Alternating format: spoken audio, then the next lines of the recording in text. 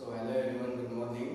Today we are here to discuss a very important and trending topic on cybersecurity, that is zero trust security model in cloud computing. We have our guest and expert Sarthak Chavule. Welcome him. Thank you. Now with everything moving to cloud apps, data services, security has become more complex than ever. Exactly. Because the traditional ways of securing the cloud is now outdated, so we have to move on from these types of situations. So that's where the zero trust security plays in. So this is the current scenario. Yes, and also I love the core idea, that is never trust, always verify. It sounds simple, but I am sure that's a lot behind it. Absolutely. And today also we will break down it into the step by step. So from the problem to the results and conclusion also. Now let's start with the basics, that what's wrong with the traditional cloud security? The traditional security follows the perimeter that is based on network boundary wall. So it works like the protection wall, we can say. So once the user enters the network through the VPN or what we can say through the login, they were generally trusted. So that's why this traditional security is weak. Like it's entering a building where once you pass the gate, you can go anywhere. Exactly, that's the analog. That's the perfect analogy. The issue is in the these types of security is users can access the cloud environments so remotely by using the any type of control. Like devices are not always secure. It is risky. So applications are also distributed because of that, and so we can say this is the approach becomes very dangerous. As you said, now there are some issues in cloud environment. What kind of risk does it create?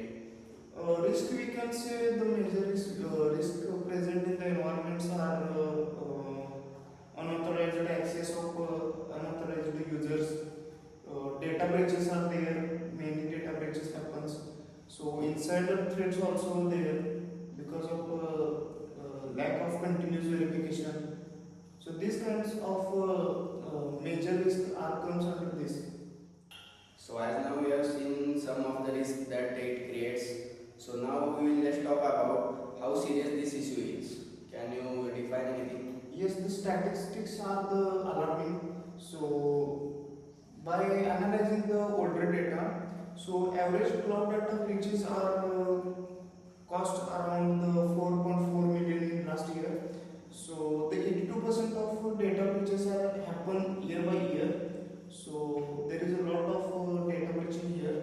So another is we can say the cloud attacks have increased by 45% year by year, and also the 94% of companies use the multi-cloud environments to reduce the risk of bad data breaching.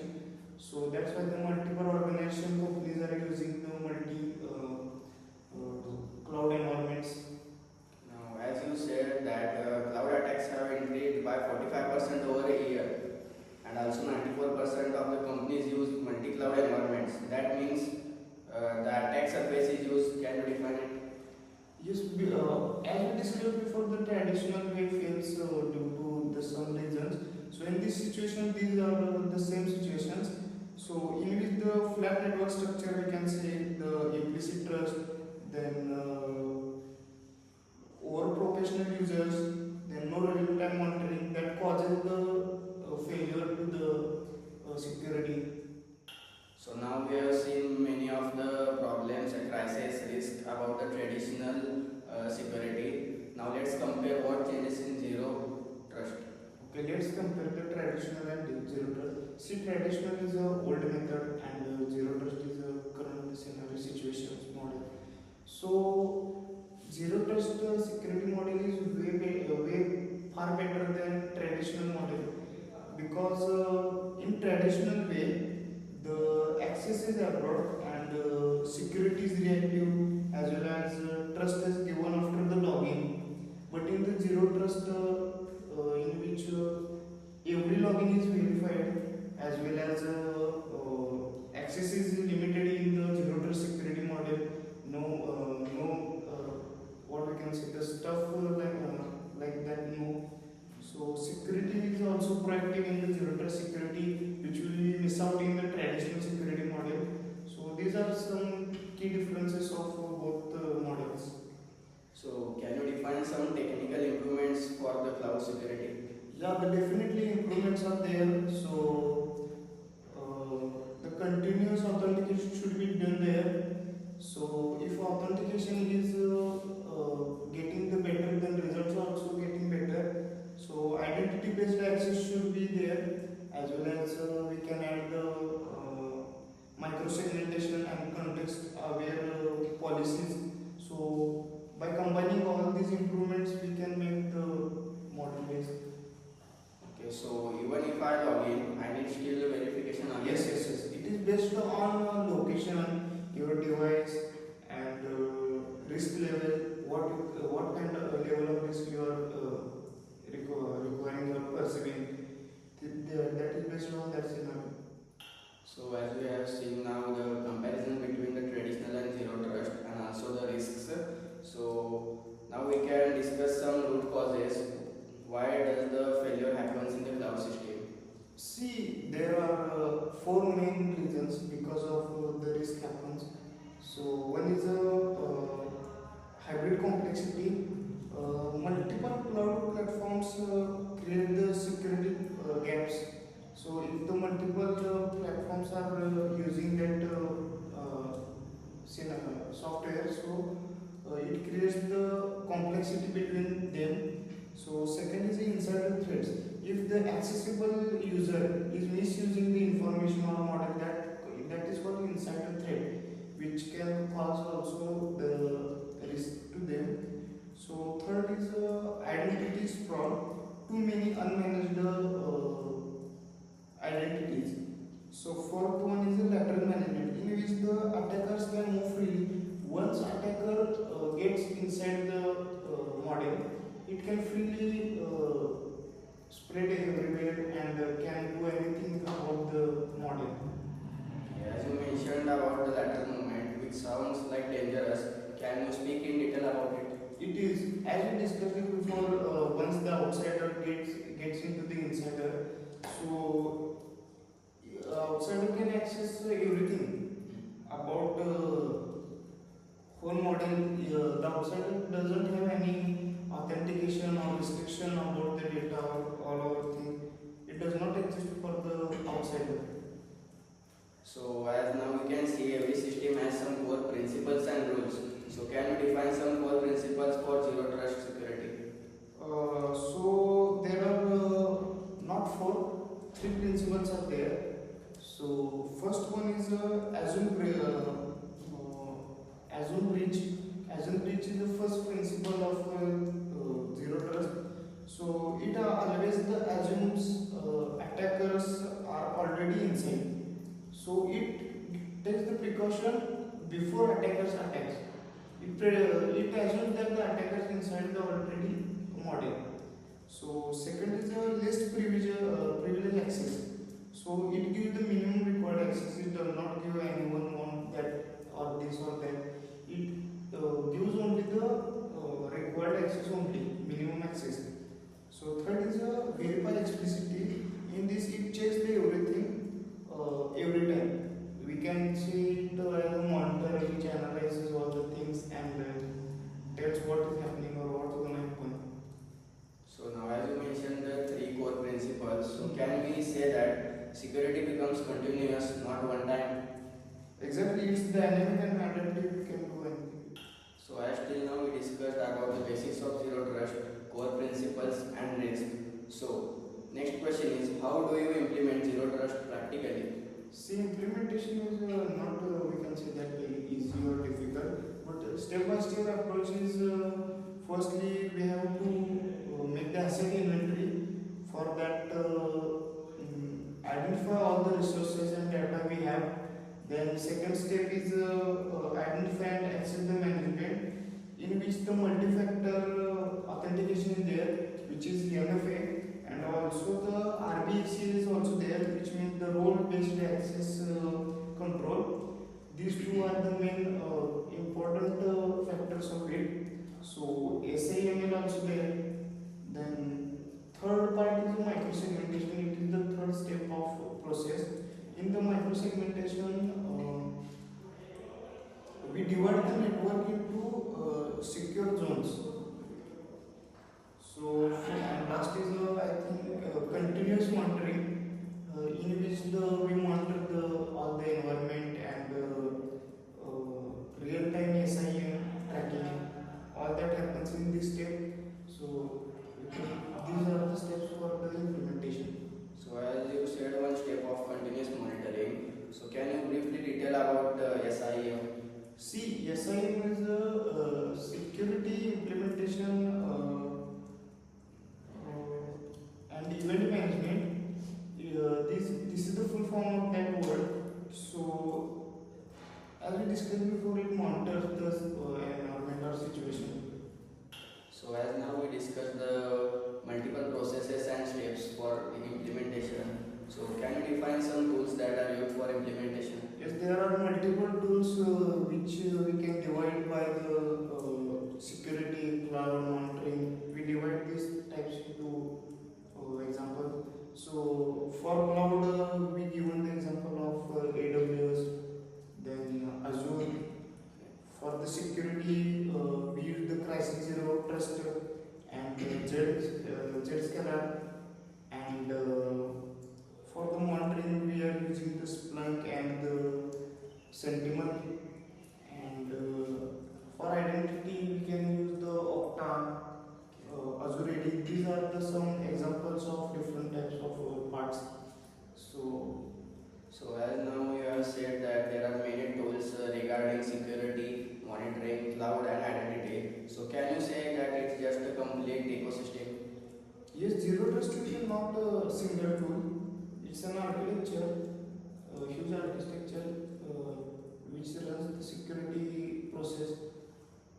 So now you can tell about your progress that you did your implementation achieve. Yes, I have written 40 plus research papers.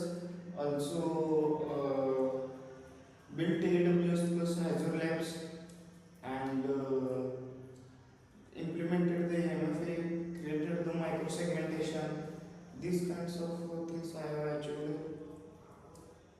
So as you mentioned that you have reviewed 40 plus research papers, you have built an AWS plus Azure lab, implemented MFA.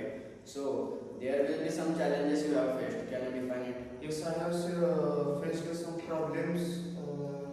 3 to 4 problems I have faced. In which the first one is I think user inconvenience is there, and next is high latency, as well as legacy systems and complex policies are there to make the process complete.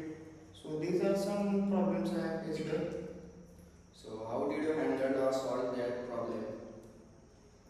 By using the token catching, then automation, and as well as I have used the adaptive authentication also.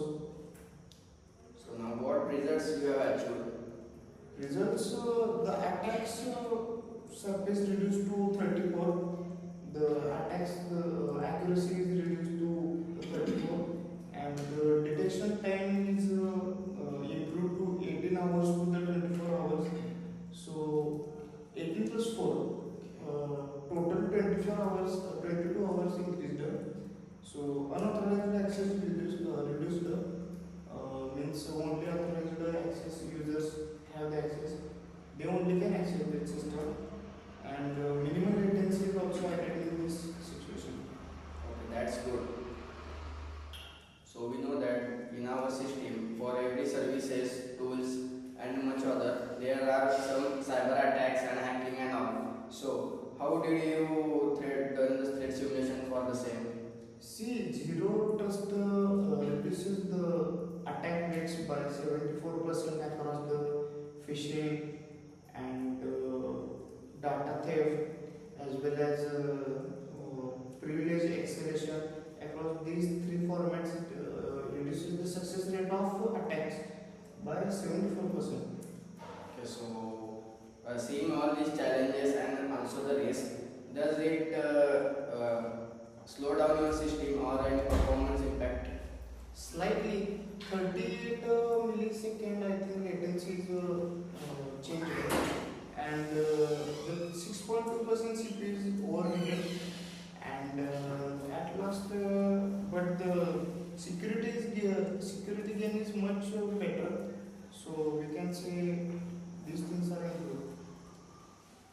So till now I have seen many of the things about zero trust.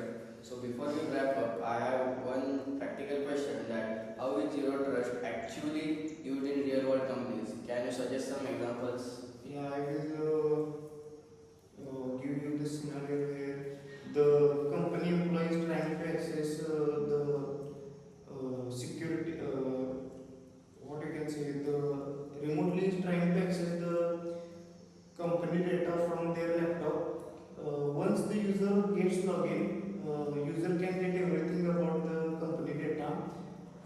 That is, So basically one login can give access to everything.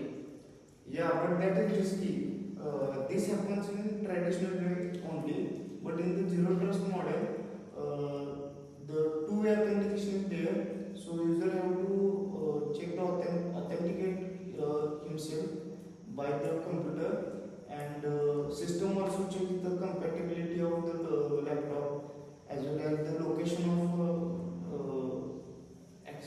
trying that user is trying to access the data, whether it is from this safe region or not. And last is I think behavior, whether it is the normal activity or suspicious activity, that the zero trust model security checks. But in the traditional model, it does not check anything. Just only one login can access the user can access the all our data. So what are your final thoughts about zero trust? So final thoughts about zero trust. First of all, the traditional way is outdated. No need of that, because data breaching is happening in that model. So in this generation, that is not suitable. Zero trust it has the better feature. It has the higher security and low risk of data breach. These kinds of basic advantages, or what we can say, the key points helps to the zero trust model to become the better comparing to the traditional security model. So as well as the it provides the identity to the new parameter. So these are some my thoughts on this. So can you define some future scope or how zero trust will be used in the future? So for the future, we can we have to make the AI-based detection. AI-based detection can also help the authentication to verify the things, and quantum security also we have got there, and IoT protection is also there. We have to implement in that model. So after these three harmony, I think this is the future. So that brings us to the end of the episode. Remember, never trust, always verify. It is the slogan of zero trust model. This means the never trust blindly, always verify the things, and after that you have to work on it. Okay, so thank you Sarthak for your good podcast and conversation with you, and also thank you for listening. Our stay secure and see you next time in next podcast. Thank you.